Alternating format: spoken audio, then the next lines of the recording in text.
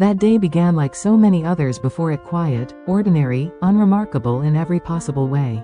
The road stretched forward under a pale sky, humming with the rhythm of passing vehicles, each one carrying people toward destinations that felt urgent only to them.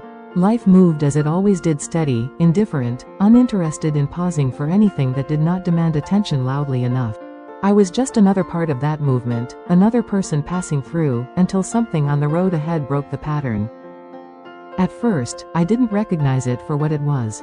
It looked like debris, something discarded, forgotten, perhaps blown there by accident. But then it shifted. Not much. Just enough to disturb the illusion of lifelessness. I slowed down. What I saw next is something I have never been able to forget. It was a small dog, lying in the middle of the road as if it had been placed there by fate itself, abandoned to whatever would come next. His body was twisted in ways that no living creature should ever endure. His back legs lay motionless behind him, dragged uselessly along the rough surface, as though they no longer belonged to him. And yet, despite everything, despite the pain that must have been tearing through, Hiva was still trying. Trying to move. Trying to breathe. Trying to remain in a world that had already begun to move on without him. Cars passed by, one after another. Some swerved slightly to avoid him. Others didn't even bother. No one stopped. No one stepped out. No one knelt down to see if he was still alive. Because sometimes, suffering is quiet. And quiet suffering is easy to ignore. I stood there longer than I cared to admit, caught in that familiar, uncomfortable space between seeing and acting. It is a moment we all encounter at some point in our lives, the moment when we must decide whether we will step forward or turn away. Because stepping forward always comes with a cost. It means responsibility. It means time, effort, money, and the risk of emotional weight that may not easily be set down again. For a brief moment, I hesitated. And then he moved again. It was barely noticeable, just a trembling attempt to lift his head, but it was enough. His eyes opened, slightly clouded, unfocused, yet searching. Not for anything specific, perhaps. Just searching. For presence. For help. For something that still resembled hope. That was the moment everything changed. I stopped thinking. I stepped forward. As I approached, I lowered my voice instinctively, speaking in a tone that felt almost reverent, as though I were entering a space that required gentleness above all else. "It's okay," I whispered, though I knew he could not understand the words themselves. "You're not alone anymore." He didn't bark. He didn't struggle. He didn't even attempt to move away. He simply looked at me. And in that look, there was no fear left, only exhaustion, the kind that comes from fighting too long without relief. I carefully lifted him into my arms, feeling immediately how unnatural his body had become. There were angles where there should have been none, stiffness where there should have been flexibility. He was light, but not in the way of a healthy young animal. This was the lightness of something that had been slowly fading. "We're going," I said quietly. "You're not staying here." The drive to the nearest veterinary clinic was not long, but it felt heavy in a way that time cannot measure. Every small movement he made sent a wave of tension through me. Every shallow breath reminded me of how fragile the moment was. "Stay with me," I murmured more than once, unsure whether I was comforting him or myself. When we arrived, the urgency was immediate.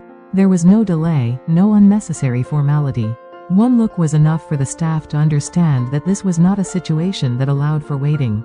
They carried him inside and placed him under bright clinical lights, where the truth could no longer hide behind distance or shadow. The examination revealed what I had feared. And more. The X-rays told a story his body had been forced to carry in silence. Multiple fractures, some fresh, others older, much older. Bones that had already begun to heal, but incorrectly, fused into positions that would never allow proper movement again. His spine had suffered severe trauma. His hind legs showed no response at all. The doctor studied the images carefully before speaking, his expression shifting into something heavier, more deliberate. "This didn't happen today," he said quietly. I felt something tighten inside me. "How long?" I asked. He shook his head slightly. "It's difficult to say exactly. But long enough for the bones to start healing the wrong way. Long enough for the damage to become permanent." Permanent. The word settled heavily in the air, as though it belonged there, waiting to be spoken. "And his internal condition?" I asked. The doctor glanced back at the scans. "His liver is swollen. Likely from trauma, possibly from prolonged stress or infection. He's very weak, severely compromised. There was a pause. Then came the inevitable. If we want to save him, surgery is necessary. And it needs to happen soon. How soon? As soon as he's stable enough to survive it. But even then, he hesitated briefly before continuing. You need to understand there's a high chance he will never walk again. The room fell silent. I looked at the small, fragile body lying on the table, suspended somewhere between life and something far more uncertain. Will he live? I asked. The doctor met my eyes. There's a chance. A chance. Sometimes, life offers nothing more than that. And sometimes, that is enough. Do it, I said. The days that followed no longer felt like ordinary time. They moved differently, slower, heavier, filled with quiet moments that carried more weight than words ever could. He was no longer just a dog I had found. He was a life I had chosen to stand beside. Each morning, I approached him carefully, aware of how fragile his state remained. I fed him in small amounts, watching closely to ensure his body could accept it. Water came slowly at first, given in careful increments, until his system began to respond. I cleaned him gently, mindful of every movement. There is something profoundly humbling about caring for a creature that cannot care for itself.